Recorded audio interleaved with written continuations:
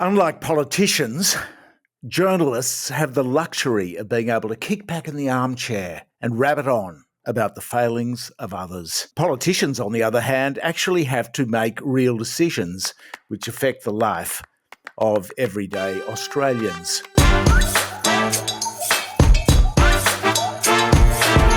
And so it is. The politicians have my sympathy. Yes, some are complete duds, but most of the ones that we've dealt with over the years have been hardworking, decent people. The problem, of course, is the system. Lobbyists, threats from vested interests that they will campaign against politicians. They will lose them votes if a decision does not go their way. We've seen it in fossil fuel sector. They got rid of a sitting Prime Minister in Kevin Rudd over a mining tax. We've seen it with the Pharmacy Guild this year, lobbying against government reforms. We've seen it with the big business community, with their advertisements against the IR reform, which would see workers be paid more. The federal government wants to introduce a new law called Same Job, Same Pay. It doesn't mean equal pay for men and women. It means by law, employers will have to pay workers with little knowledge or experience exactly the same as workers with a lot of knowledge and experience. Let's find a better way, because same job, same pay takes your reward for your experience away. Even worse than this, though, lobby groups threaten to withdraw their political donations. They threaten the money. They threaten to denude the politicians of money to stay in power or get into power. Such is the system. Now, we don't often get a glimpse of how it actually works, but we did this week when Rex Patrick, our indefatigable master of the FOI, published on gambling reform. I'd urge you to read this story. It's a cracker because it shows how politics works, how politicians spend their time, and they spend a lot of it with special interest groups, with lobbyists, people who get paid to further some commercial interest or other. But how much time exactly do they spend? Well, we got a very interesting glimpse. To quote the story from Rex, documents released under Freedom of Information have revealed that Minister Michelle Rowland and her office, that's the Minister for Communications, have been conducting an exhaustive round of secret meetings starting in late June and continuing until at least December 11. No less than 66 consultations have been conducted over this period, with 15 attended by the minister herself. When is consultation too much consultation? That is the issue here. Earlier this month, Peter Murphy, a Labor MP, died of cancer. Tragically, she died before her time, and there was an outpouring of grief across the political spectrum, but particularly in Labor circles, where she was much loved by Albo, particularly a friend of Anthony Albanese, the Prime Minister.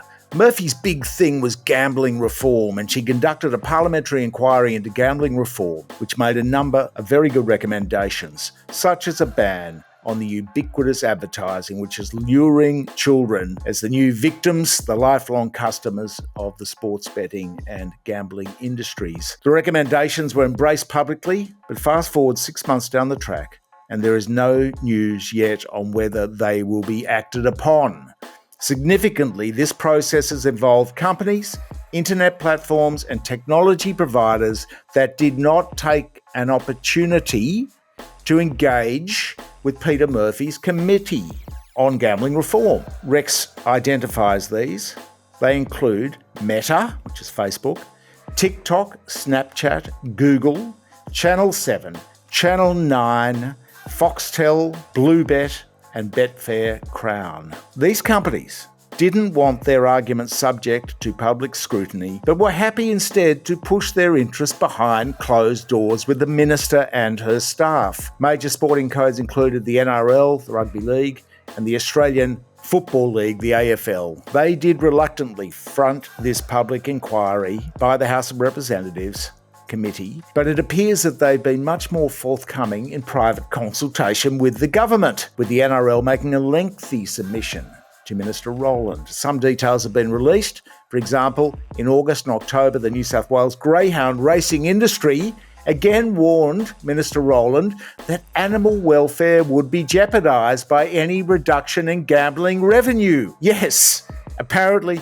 greyhounds will die if online gambling advertising is curtailed. How ridiculous is that? The vast bulk of these consultations have been conducted on the basis of strict secrecy. An invitation sent to the leading gambling industry lobbying group, which is called Responsible Wagering Australia, emphasised discussions would be undertaken, quote, on a strictly confidential basis and will be given, quote, appropriate protection. We'll look after you, won't we? Yes, we will. Now, the most important person in the political party is the person who holds the purse strings. Well, PM is pretty important, obviously, but if you bring money into the party, you are deemed to be a star in your realm, in your community of politicians. Now, we don't know what goes on exactly behind the scenes, but it's a fair bet that one of these major sports betting companies or other, which is dripping in profits from gambling addicts, would have given a nudge to the party treasurer. We might strip your donations this year if you pass these reforms. And that nudge would be passed on, no doubt, to the minister. So there you have it. Add this to the Responsible Gaming Australia.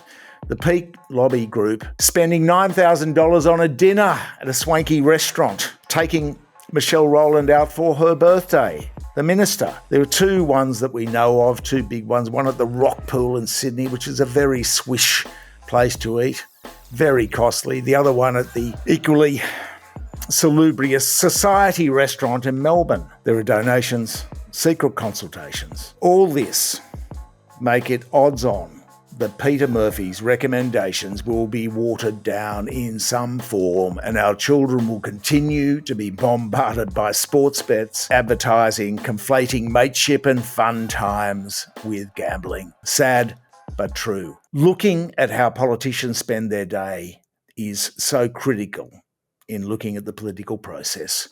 That's why we need ministerial diaries to be live time, on the public record, and donations, live time disclosure. Thank you for your support. Have a happy new year. Hopefully 24 will be better than 23. Thank you to all of those who've made this possible during the year by financing the West Report and Michael West Media over with Stripe on the website. Have a good one, New Year's Eve. Take care, and we'll chat to you in the new year.